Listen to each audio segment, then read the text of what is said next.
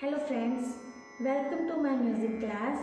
I am Mankur, working in केंद्रीय विद्यालय कोरापुट। आज की क्लास में हम एक बहुत ही इम्पोर्टेंट टॉपिक पर चर्चा करेंगे। हमारा आज का टॉपिक है खरज का रियाज।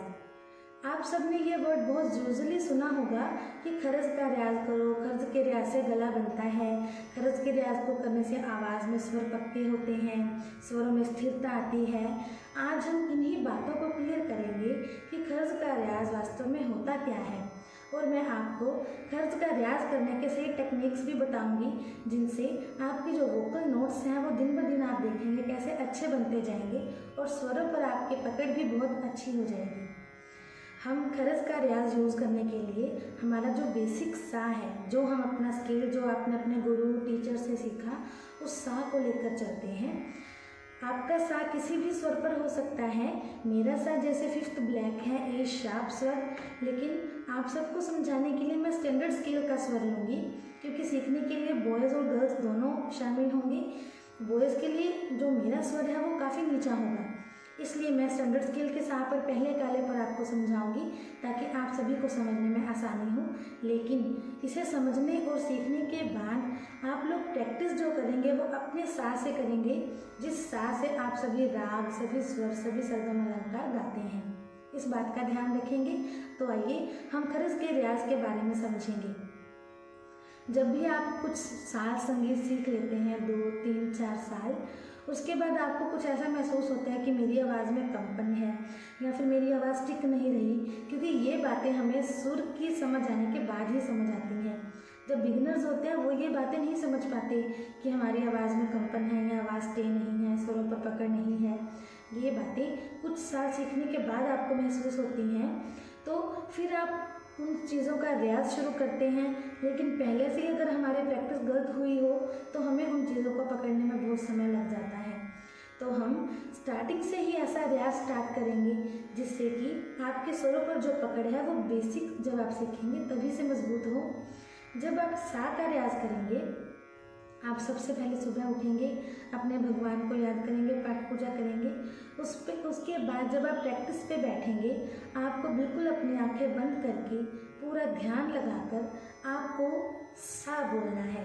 जो आपका स्केल है मैं आपको बोलकर दिखाती हूँ। आप साथ में तानपुरा का प्रयोग कर सकते हैं, इलेक्ट्रॉनिक तानपुरा लगा सकते हैं, या फिर फ़ोन में आजकल तानपुरा की ऐप या यूट्यूब पर तानपुरा मिलता है, उसे साथ में ज़रूर लगाएं। आप सा बोलेंगे तो बिल्कुल आंखें बंद करके अपने ध्यान को एक जगह केंद्रित करके, आवाज़ में बिल्कुल भी खराश नहीं होना चाहिए, आवाज़ में किसी तरह का कोई कंपन नहीं होना चाहिए, बिल्कुल स्टे आवाज़। जैसे हारमोनियम की आवाज़ सुनिए, इसी आवाज़ में हम लोग गाएंगे सा। हमारा जो हमारा खरज का पहला स्वर है सा।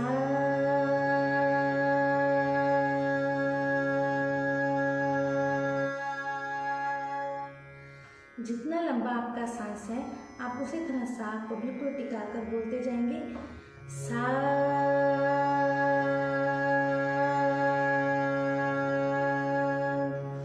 आवाज़ में किसी तरह का हिलना या कंपन नहीं आना चाहिए, खराश नहीं होना चाहिए। उसके बाद हम सा के बाद नीचे की तरफ जाएंगे।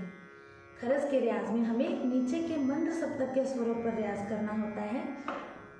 सा के बाद हम नी पर स्टे करेंगे, नी।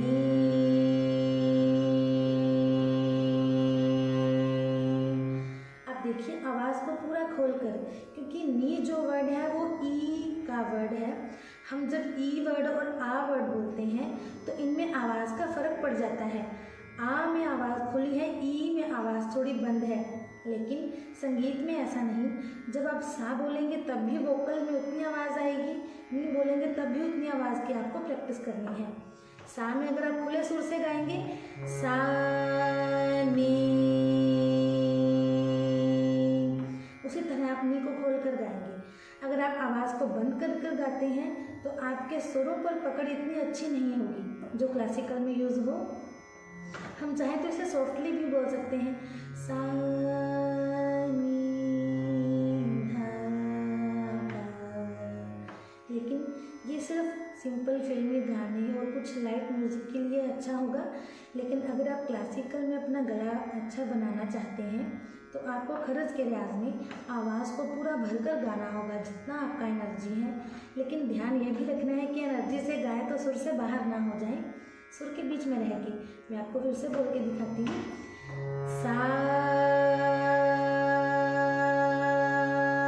आवाज़ बिल्कुल टिकाकर, नी,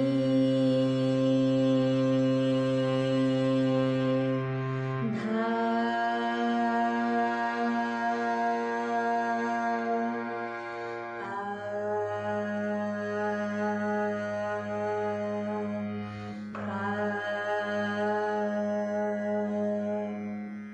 जब आप किस स्वरों को बिठा कर गाएंगे, एक स्वर को कम से कम 3-4 बार गाएंगे और पूरा सांस भरकर गाएंगे।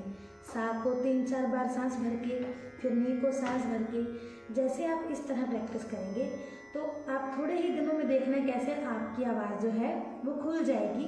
फिर आप अगर सामने आपके 20 या 30 लोग भी बैठे हैं तो आपको शर्माने या डरने की ज़रूरत नहीं, आप हज़ारों लोगों के सामने भी खुलकर गाएंगे क्योंकि आपके स्वरों पर पकड़ अच्छी बन जाएगी। और भी इसके बहुत से टेक्निक्स हैं स्वरों के रियाज के बारे में, लेकिन आने वाली वीडियोज़ में मैं आपको गाने का सही तरीका, रियाज का सही तरीका और रागों को निभाने का उनकी तकनीक अच्छे से समझाऊंगी। इसके लिए मेरे YouTube चैनल को लाइक और सब्सक्राइब करें ताकि मेरी आने वाली हर वीडियो आपको मिलती रहे और आप घर बैठे ही बहुत आसान तरीके से सीख पाएँ। Thank you.